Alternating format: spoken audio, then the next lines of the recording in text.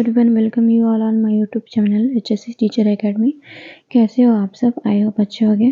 Friends, आज मैं लाई हूँ मैनेजमेंट की टॉप 50 क्वेश्चन जो कि आपके एग्ज़ाम के लिए बहुत ही ज़्यादा इंपॉर्टेंट हो सकते हैं। किसी भी होम साइंस से रिलेटेड जो भी एग्ज़ाम होते हैं, किसी भी एग्ज़ाम में ये इम्पोर्टेंट हो सकते हैं, जो कि सारे यूनिट से को रिलेट करेंगे। तो आइए चलिए हमारा देखते हैं हमारा पहला क्वेश्चन कौन सा है। हमारा पहला क्वेश्चन है,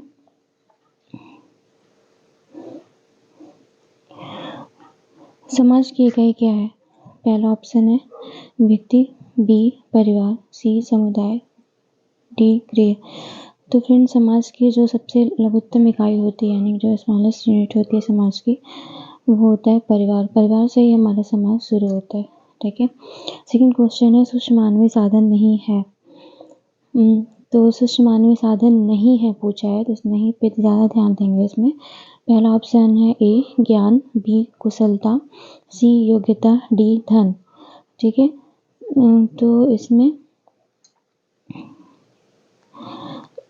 फ्रेंड्स, पारिवारिक जो संसाधन होते हैं उनको दो भागों में बांटा गया है, एक मानवीय संसाधन, एक अमानवीय संसाधन। मानवीय संसाधन वो होते हैं जो मनुष्य में निहित होते हैं, और मानवीय संसाधन वो होते हैं जो मनुष्य में निहित नहीं होते हैं। वो भौतिक वस्तुएं होती हैं जिनका लाभ हम लेते हैं, जबकि जो मानवीय संसाधन होते हैं पहले से ही मनुष्य के अंदर निहित होते हैं, जैसे ज्ञान, कौशल, योग्यता, रुचि, ये सब हो गए मानवीय संसाधन। तो इसमें पूछा है नहीं है, तो ज्ञान, योग्यता, कुशलता जो ये मनुष्य में निहित होते हैं, जबकि क्या निहित नहीं होता है, तो धन को क्या किया जाता है, कमाया जाता है। तो ये जो है आपके भौतिक वस्तुएं हो जाएंगी। तो आपका ऑप्शन हो जाएगा डी। ठीक है। नेक्स्ट क्वेश्चन है, भौतिक या फिर अमानवीय साधन नहीं है। इसमें पूछा है भौतिक या अमानवीय साधन नहीं है। तो पहला ऑप्शन है आपका धन, दूसरा है सुविधाएं, और सी ऑप्शन है भौतिक वस्तुएं, डी है रुचि। तो मानवीय संसाधन अमानवीय संसाधन है, यानी कि वो भौतिक साधन नहीं है। तो क्या होगा इसमें? नहीं है तो क्या होगा? रुचि। क्योंकि धन, सुविधाएं, भौतिक वस्तुएं क्या है? ये भौतिक संसाधन या फिर अमानवीय साधन है। तो आपका सही ऑप्शन हो जाएगा डी। नेक्स्ट क्वेश्चन है, वह साधन जिसके होने से कार्य कुशलता बढ़ जाती है। तो जो कुशलता होती है वो मनुष्य के अंदर निहित होती है, जिसके होने से उसके काम करने की जो कुशलता यानी स्किल है वो बढ़ जाती है। तो सबसे ज़्यादा किसी भी काम को करने के लिए उस काम में हमारी रुचि होनी चाहिए। तो आपका सही ऑप्शन हो जाएगा ऑप्शन नंबर सी। ठीक है। नेक्स्ट क्वेश्चन है, विनिमय का माध्यम है, मतलब आदान प्रदान करने का कौन सा माध्यम है? तो आदान प्रदान करने का माध्यम विनिमय वो है रुपया। ठीक है। ज्ञान हम किसी का आदान प्रदान नहीं कर सकते, और बी और सी डी ऑप्शन दिया है तो ये होगा नहीं, दोनों एक साथ। जबकि रुपया का हम क्या करते हैं, ये एक विनिमय माध्यम है जिसका हम आदान प्रदान करते हैं। नेक्स्ट क्वेश्चन है, निम्नलिखित विकल्पों में से कौन सामुदायिक सुविधा का उदाहरण नहीं है? जो नीचे विकल्प दिए गए हैं वो सामुदायिक सुविधा नहीं है। तो उसमें पहला ऑप्शन है आपका ए पार्क, बी विद्यालय, सी पुस्तकालय, डी गृह। तो सामुदायिक सुविधा कौन सा नहीं है? तो हमारा घर जो है सामुदायिक सुविधा नहीं है, बल्कि पार्क, पुस्तकालय, विद्यालय ये सब क्या है? सामुदायिक सुविधाएं हैं। ठीक है। नेक्स्ट क्वेश्चन है 7वां, मनोवृत्ति का निर्माण होता है। मनोवृत्ति का निर्माण कैसे होता है बताइए? मनोवृत्ति का निर्माण कैसे होता है? तो फिर सही ऑप्शन हो जाएगा आपका पहला ऑप्शन है मूल्यों से, बी लक्ष्यों से, सी ए और बी दोनों से, डी किसी में से नहीं। तो जब भी हम मनु की स्थिति को मनोवृत्ति का जब निर्माण होता है उसमें मूल्य और लक्ष्य दोनों आते हैं। ठीक है। सही ऑप्शन हो जाएगा ए और बी। नेक्स्ट क्वेश्चन है आपका 8वां, समय प्रबंधन का प्रारंभ होता है।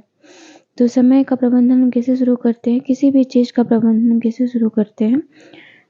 तो सोचिए आप। पहला ऑप्शन है आयोजन से, बी नियंत्रण से, सी मूल्यांकन से, डी अभिरुचि से।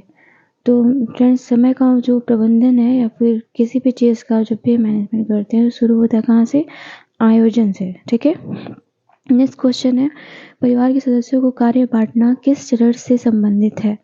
जब भी हम परिवार के सदस्यों को कार्य बांटते हैं तो वो किस चरण में आता है वो? पहला ऑप्शन है ए मूल्यांकन से, बी अभिरुचि से, सी आयोजन से, डी इनमें से कोई नहीं। तो जब भी हम किसी भी कार्य को शुरू करते हैं तो उसमें देखते हैं आयोजन करते समय हम कार्य को बांटते हैं। तो पहला ऑप्शन हो जाएगा, ऑप्शन सही हो जाएगा आपका सी, यानी कि आयोजन से। ठीक है, नेक्स्ट क्वेश्चन है 10 निम्नलिखित में अवकाश की क्रियात्मक क्रिया है। तो पहला ऑप्शन है संगीत, बी फोटोग्राफी, सी खिलौने से, डी बागवानी से। तो हमारा सही ऑप्शन हो जाएगा क्या, जब भी अवकाश होती है तो उसमें हम कौन सी क्रिया करते हैं, तो बागवानी की क्रिया करते हैं। ठीक है, नेक्स्ट क्वेश्चन है आपका 11 निम्न में से कौन व्यवस्था का लाभ है। पहला ऑप्शन है लक्ष्यों के निर्धारण में सहायता, बी महत्व के अनुसार क्रमबद्ध करने में सुविधा, सी परिवार के सदस्यों को अपनी क्षमता के अनुसार योग्यताएं विकसित करने का अवसर। तो फ्रेंड्स ये सभी जो है व्यवस्था के आपके लाभ हैं। ठीक है, तो आपका सही आंसर हो जाएगा उपरोक्त सभी। नेक्स्ट क्वेश्चन है निम्न में से कौन व्यवस्था की प्रक्रिया का चरण नहीं है। जब भी हम किसी भी मैनेजमेंट को करते हैं तो उस प्रोसेस में कौन सा ऐसा चरण है जो नहीं आता है। तो उसमें 4 चरण आते हैं, यानी कि इसमें लिखा है जो व्यवस्था प्रक्रिया का ज्ञान हो वही योजना बना सकते हैं। तो गलत है पहला ऑप्शन, और ये बाकी सारा सही हो जाएगा आपका। नेक्स्ट क्वेश्चन है निर्णय व्यवस्था प्रक्रिया का भाग का प्रक्रिया है, सॉरी निर्णय व्यवस्था प्रक्रिया है। व्यवस्था प्रक्रिया का भाग, व्यवस्था प्रक्रिया का केंद्र बिंदु, व्यवस्था प्रक्रिया का परिणाम, व्यवस्था प्रक्रिया का कारण। तो निर्णय जो होता है वो व्यवस्था प्रक्रिया का केंद्र बिंदु है। ठीक है, नेक्स्ट क्वेश्चन है निर्णय लेने के लिए व्यक्ति को कितने सोपानों से गुजरना पड़ता है। तो फ्रेंड्स निर्णय लेने के लिए व्यक्ति को 5 सोपानों से गुजरना पड़ता है। सही ऑप्शन हो जाएगा आपका सी। आइए देखते हैं नेक्स्ट क्वेश्चन क्या है हमारा। नेक्स्ट क्वेश्चन है 17 परिवार के सदस्यों की सफलता निम्न में से किस पर विशेष रूप से निर्भर करती है। परिवार की सफलता निम्न में से किस पर विशेष रूप से निर्भर करती है। व्यक्तिगत परिश्रम पे, सामाजिक परिवेश पे, वैज्ञानिक गृह प्रबंध पे, इनमें से कोई नहीं। तो फ्रेंड्स परिवार के सदस्यों की सफलता वैज्ञानिक गृह प्रबंधन पर निर्भर करती है। जब भी हम किसी काम को का आयोजन बनाते हैं या फिर कोई भी काम करते हैं तो वो सुव्यवस्थित सुसंगठित तरीके से होना चाहिए। ठीक है, तो वैज्ञानिक गृह प्रबंधन आपका सही आंसर हो जाएगा। नेक्स्ट क्वेश्चन है निम्नलिखित कथनों में क्या पारिवारिक जीवन की अवस्थाओं में शामिल नहीं है। जो पारिवारिक जीवन की जो अवस्थाएं होती हैं वो जो कि शुरू होती हैं आपकी गर्भावस्था से लेकर के मृत्युकाल मतलब वृद्धावस्था तक, तो उसमें मृत्युकाल जो है ये पारिवारिक जीवन की अवस्थाओं में से नहीं होता है। ठीक है, जबकि विस्तार काल, संकुचन काल, प्रारंभिक काल ये सब पारिवारिक जीवन की अवस्थाओं में शामिल होता है। नेक्स्ट क्वेश्चन है निम्न में से क्या पारिवारिक आय का प्रत्यक्ष आय के अंतर्गत शामिल नहीं है। तो प्रत्यक्ष आय के अंतर्गत क्या शामिल नहीं है। तो आपका सही आंसर हो जाएगा काला धन।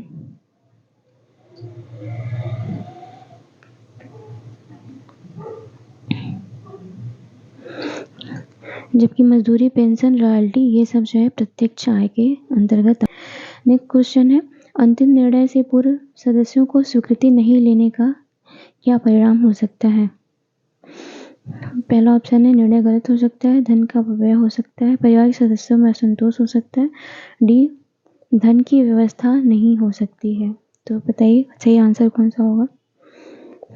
तो फ्रेंड्स सही आंसर होगा आपका परिवार के सदस्यों में असंतोष हो सकता है। जबकि जब भी हम अंतिम रूप से कोई भी निर्णय लेते हैं तो परिवार की स्वीकृति उसमें होनी चाहिए, तभी उसमें परिवार को संतोष होगा। ठीक है, नेक्स्ट क्वेश्चन है निम्न कथनों में कौन सा कथन गलत है। पहला ऑप्शन है ए, धन के व्यय संबंधी निर्णय परिवार का मुखिया लेता है। पुराने जमाने में भी किसी निर्णय में गृहिणियों का सहयोग होता था। वर्तमान समय में गृहिणियां धन संबंधी निर्णय में भागीदारी करती हैं। के व्यय संबंधी निर्णय परिवार का मुखिया लेता है। पुराने जमाने में भी किसी निर्णय में गृहिणियों का सहयोग होता था। वर्तमान समय में गृहिणियां धन संबंधी निर्णय में भागीदारी करती हैं। नेक्स्ट ऑप्शन है, कुछ ऐसे निर्णय भी होते हैं जिसमें सभी सदस्य सहयोग करते हैं। तो आपका सही आंसर हो जाएगा वर्तमान समय में पुराने ज़माने में भी किसी निर्णय में गृहिणियों का सहयोग नहीं लिया जाता था। देखिए, तो ये ऑप्शन आपका गलत हो जाएगा, बाकी सारे ऑप्शन आपके सही हैं। नेक्स्ट क्वेश्चन है 22, निम्न में से कौन योजना की विशेषता नहीं है? पहला ऑप्शन है, योजना निरंतर चलने वाली प्रक्रिया है। योजना बनाना मानसिक प्रक्रिया है। योजनाएं लचीली नहीं होनी चाहिए। निरंतर योजना बनाने से अनुभव प्राप्त होता है। ठीक है, तो हमारे फ्रेंड्स, जो हमारी योजनाएं होती हैं वो इसकी विशेषता नहीं है। तो योजनाएं हमारी लचीली नहीं होनी चाहिए, बल्कि लचीली होनी चाहिए।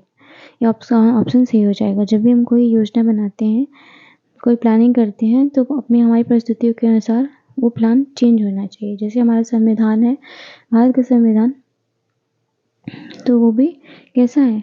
लचीला है। देखिए, समय आने पर उसमें थोड़ा बहुत बदलाव किए जा सकते हैं। कोई भी नियम कानून हो तो समय आने पर उसमें थोड़ा बहुत बदलाव किए जा सकें। बाकी सब है कि योजनाएं निरंतर चलने वाली प्रक्रिया है, योजना मानसिक प्रक्रिया है, योजनाएं बनाने अनुभव से प्राप्त होते हैं। ये सब ऑप्शन सही हो जाएगा आपका। लेकिन ऑप्शन सी जो है, योजनाएं लचीली नहीं होनी चाहिए, नहीं, कथन सही है। ऑप्शन ए है, योजनाओं के व्यवस्थापन की प्रक्रिया अति महत्वपूर्ण है। व्यवस्थापन पर अधिक ध्यान नहीं दिया जाता है। व्यवस्थापन के तहत आवश्यक साधन जुटाना, उसका सदस्यों में बंटवारा तथा साधनों का समुचित प्रयोग आते हैं। क्या उपरोक्त डी है ऑप्शन, उपरोक्त सभी। तो फ्रेंड्स, आप देखिए कौन सा आंसर सही होगा। तो इसमें सभी ऑप्शन सही हैं, केवल डी ऑप्शन, तो हो जाएगा आपका डी ऑप्शन। ठीक है, नेक्स्ट क्वेश्चन है, गृह व्यवस्था एक प्रक्रिया है, सामाजिक, मानसिक, शारीरिक, संवेगात्मक। तो फ्रेंड्स, जो घर की व्यवस्था होती है उसमें समाज का कोई रोल नहीं होता है। ठीक है, तो पहला ऑप्शन ऐसे ही गलत हो जाएगा। शरीर का रोल नहीं है इसमें, संवेगात्मक रोल भी नहीं है, बल्कि ये कैसी प्रक्रिया है? मानसिक। हम दिमाग से सोच के हर काम घर की व्यवस्था को करते हैं, यानी कि ये मानसिक प्रक्रिया है। नेक्स्ट क्वेश्चन है, व्यवस्थापन का तीसरा चरण है योजना नियंत्रण कार्यविधि मूल्यांकन। तो 25 का ऑप्शन आपका हो जाएगा मूल्यांकन, यानी कि होते हैं क्या? योजना संगठन नियंत्रण मूल्यांकन। ठीक है, तो आपका सही ऑप्शन हो जाएगा डी।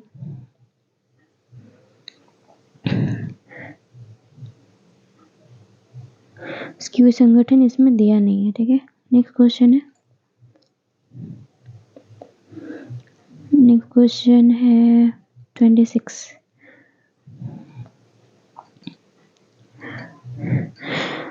गृह व्यवस्था को सुचारू बनाने के लिए क्या आवश्यक है? कंजूसी करना, साधन संपन्न करना, आय का अधिक होना, आय के अनुसार व्यय का बजट तैयार करना। तो गृह व्यवस्था को सुचारू बनाने के लिए आय के अनुसार व्यय का बजट तैयार करना, ये जरूरी होना चाहिए। 26 का डी ऑप्शन सही हो जाएगा। बजट की प्रमुख मद नहीं है। जो बजट हमारा होता है उसमें कौन सा प्रमुख मद नहीं है, मतलब रोटी, कपड़ा और मकान, ये तीनों क्या है? बेसिक नीड्स होती हैं। ठीक है, बजट को बनाने के लिए। बाकी जो ऑप्शन सी है ये आपका गलत हो जाएगा, ये प्रमुख मद में नहीं आता। ये अपनी आवश्यकता के अनुसार कम ज़्यादा हम कर सकते हैं। ठीक है, अपने बजट के अनुसार। नेक्स्ट क्वेश्चन है, चिकित्सा के लिए कार्य कौन सी आवश्यकता है? पहला ऑप्शन है जीवन रक्षक अनिवार्य आवश्यकता, बी प्रतिष्ठा रक्षक अनिवार्य आवश्यकता, सी निपुणता रक्षक अनिवार्य आवश्यकता, डी विलासिता संबंधी आवश्यकता। तो चिकित्सा के लिए जो कार्य की व्यवस्था है वो कैसी है? तो वो है ऑप्शन सी, निपुणता रक्षक अनिवार्य आवश्यकता है। ठीक है,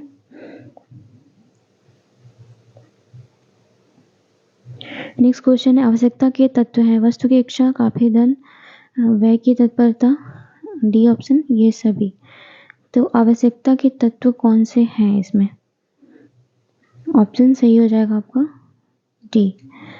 वस्तु की जो इच्छा है वो भी, काफी धन ये भी, व्यय की तत्परता ये भी, ये तीनों किस में आ जाएंगे? आवश्यकता के तत्व में। नेक्स्ट क्वेश्चन है पारिवारिक व्यय को प्रभावित करने वाले तत्व हैं। पहला ऑप्शन है पारिवारिक आय, दूसरा गृहिणी की कुशलता एवं दक्षता, सी सरकारी नियंत्रण, डी उपरोक्त सभी।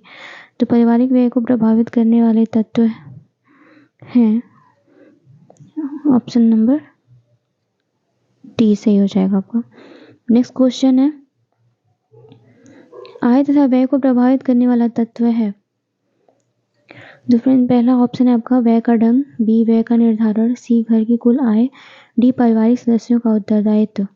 तो आय और व्यय को प्रभावित करने वाला तत्व जो है हो जाएगा सही ऑप्शन है पर घर की कुल आय। घर की कुल आय के अनुसार या उसी बेसिस पे हम जो है आय व्यय को देखते हैं या फिर आय व्यय उसको उसके अनुसार ही प्रभावित होता है। ठीक है, तो आपका सही ऑप्शन हो जाएगा सी। नेक्स्ट क्वेश्चन है मजदूर वर्ग किस पर सर्वाधिक व्यय करता है। तो जो मजदूर वर्ग होते हैं रोज का खाते हैं, रोज का कमाते हैं। ठीक है, तो सही ऑप्शन हो जाएगा आपका भोजन पर। नेक्स्ट क्वेश्चन है सोलर कुकर किस ऊर्जा से संचालित होता है। पहला ऑप्शन है पवन ऊर्जा, बी जल ऊर्जा, सी सौर ऊर्जा, डी इनमें से कोई नहीं।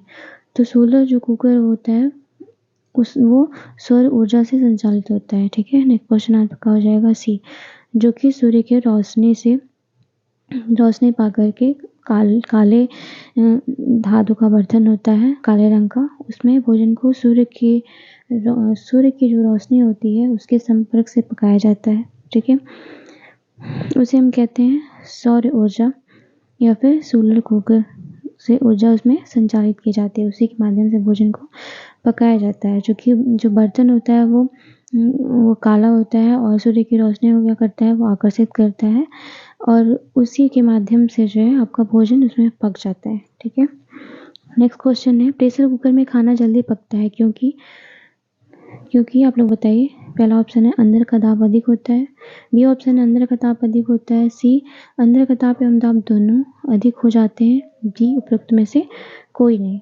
तो फ्रेंड्स जब भी हम कुकर में खाना पकाते हैं तो उसमें प्रेशर होता है ज़्यादा, इसलिए भोजन क्या होता है जल्दी से पक जाता है। ठीक है, तो ऑप्शन नंबर आपका हो जाएगा ए सही। ठीक है, नेक्स्ट क्वेश्चन है रेफ्रिजरेटर का कार्य है, मतलब जो हमारा फ्रिज होता है उसका क्या काम होता है।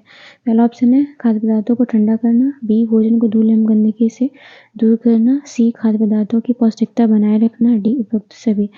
तो जो फ्रिज होता है वो खाने को ठंडा भी करता है, धूल और गंदगी से दूर भी करता है और उसको पौष्टिक भी बनाए रखता है। ठीक है, जब भी हम उसमें सब्जियां रखते हैं तो वो हरी सी होती हैं, जल्दी खराब नहीं होती हैं। तो आपका सही ऑप्शन हो जाएगा उपरोक्त डी यानी कि उपरोक्त सभी। ठीक है, नेक्स्ट क्वेश्चन है आपका 36। एक मार्ग जो होता है वो एग्रीकल्चर से रिलेटेड है।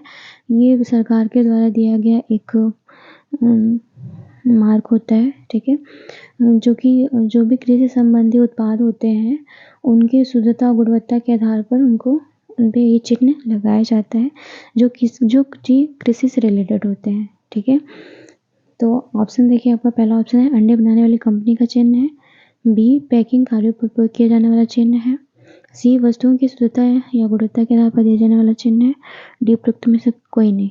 तो किससे रिलेटेड है एग्रीकल्चर से रिलेटेड जितनी भी वस्तुएं हैं शुद्धता या गुणवत्ता के आधार पर ये चिन्ह उसमें दिया जाता है और उस पैकेट पे बना भी रहता है जो चीज़ हम खरीद के लाते हैं। तो इससे ये पता चलता है हमें कि वो वस्तु क्या है शुद्ध और गुणवत्ता है उसमें। ठीक है, सही ऑप्शन हो जाएगा आपका सी।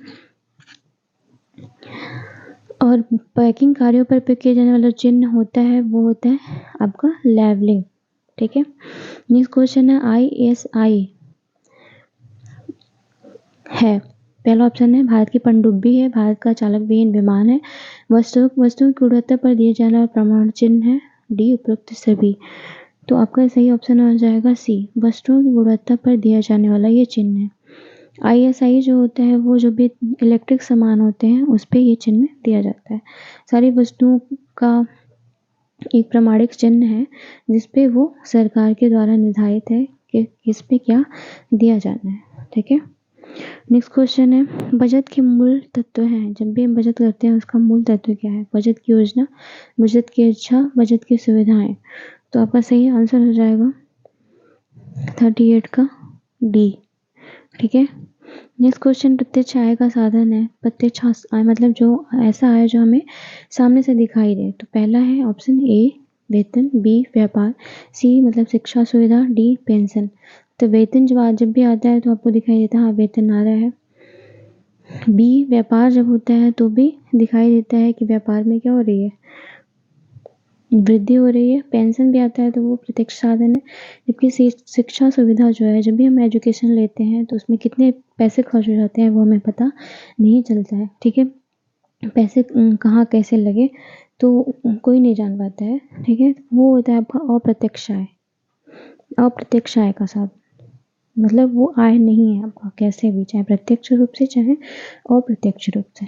ठीक है, वो क्या है, व्यय है। नेक्स्ट क्वेश्चन है, राष्ट्रीय बचत पत्र में विनियोजित करने वाले व्यक्ति को छूट मिलती है। पहला ऑप्शन है बिक्री कर से, बी आय कर से, सी मनोरंजन कर से, डी ये सभी। तो आपका सही आंसर हो जाएगा आय कर से। राष्ट्रीय बचत पत्र में विनियोजित करने वाले व्यक्ति को आय में छूट नहीं मिलती है, आय कर में। बिक्री कर मिल जाती है, मनोरंजन कर से मिल जाती है और ये सब में मिल जाती है। नेक्स्ट क्वेश्चन है, बचत का सही साधन है। जमीन से धन काढ़ना, बैंक लॉकर में रखना, बैंक में जमा करना। नेक्स्ट ऑप्शन है डी उपरोक्त सभी। तो बचत का सही साधन कौन सा है? हम लोग बताइए। बैंक का सही ऑप्शन है ऑप्शन सी, बैंक में पैसे को जमा करना ये बचत का सही साधन है। ठीक है, क्योंकि उससे क्या होगा, पैसे आपके बढ़ेंगे टाइम से टाइम। जबकि जो भी पैसे अगर मतलब बचत करके आप घर पे रख रहे हैं, लॉकर में रख रहे हैं, तो आप जितना रखे रहेंगे वो उतना ही होगा। तो उसका कोई भी जो है उसका कोई मतलब नहीं है फिर। नेक्स्ट क्वेश्चन है, व्यय को प्रभावित करता है। ए ऑप्शन है रहन सहन का स्तर, परिवार के सदस्यों की संख्या, डी सी गृहिणी की कुशलता एवं योग्यता, डी है उपरोक्त सभी। तो जब भी हम व्यय करते हैं उसमें ये चारों चीज़ें आती हैं। रहन सहन का स्तर आता है, परिवार के सदस्यों की संख्या आती है, गृहिणी की कुशलता एवं योग्यता। ठीक है, तीनों चीज़ें प्रभावित करती हैं व्यय को। तो आपका सही आंसर हो जाएगा ऑप्शन डी। नेक्स्ट क्वेश्चन है, रसोई घर के सबसे निकट होना चाहिए। शयन कक्ष, बी भोजन कक्ष, सी भंडार कक्ष, डी ए और बी दोनों। तो आपका सही आंसर हो जाएगा 43 ए और बी। जब भी भोजन कक्ष के निकट शयन कक्ष भी होना चाहिए।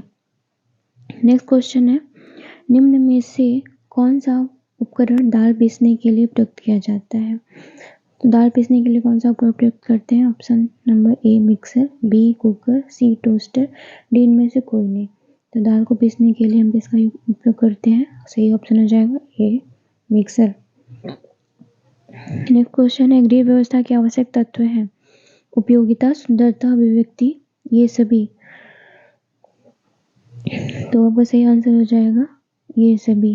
गृह व्यवस्था की उपयोगिता, सुंदरता, अभिव्यक्ति, ये तीनों तत्व आवश्यक तत्व हो जाएंगे। घरेलू फर्नीचर का मुख्य गुण है, घरेलू जो फर्नीचर है वो नक्काशीदार होना चाहिए, सस्ता होना चाहिए, उपयोगी होना चाहिए, सजावटी होना चाहिए। तो जो भी घरेलू फर्नीचर है वो कैसा होना चाहिए? उपयोगी होना चाहिए। सजावट के लिए आवश्यक है अनुपात, संतुलन, कीमती वस्तुएं, ए और बी दोनों।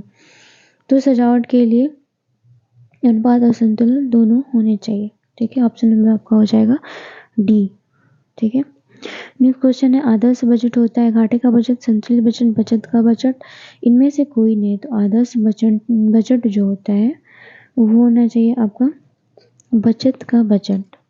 नेक्स्ट क्वेश्चन है, गृह विज्ञान का अर्थ है धार्मिक कार्य, राजनीतिक कार्य, व्यवस्थित गृह कार्य, सामाजिक कार्य। ठीक है, तो आपका सही आंसर हो जाएगा 49 का सी, यानी कि व्यवस्थित गृह कार्य। नेक्स्ट ऑप्शन है लास्ट 50, नेक्स्ट क्वेश्चन है 50 लास्ट। गृह विज्ञान क्या है? कला है, विज्ञान है, ए और बी दोनों है, सामाजिक कार्य है। तो फ्रेंड्स, जो गृह विज्ञान होता है वो कला और विज्ञान दोनों आता है। किसी भी काम को हम कलात्मक रूप से या फिर वैज्ञानिक तरीके से करते हैं। ठीक है, तो इसमें इसका संपूर्ण आ जाता है। आशा करते हैं आपको ये क्वेश्चंस समझ में आएंगे, और नेक्स्ट आपको जो भी कुछ पढ़ना है या फिर नहीं समझ में आया तो आप कमेंट बॉक्स में लिख सकते हैं। तब मिलते हैं नेक्स्ट क्लास में, तब तक के लिए bye bye, take care and thank you so much.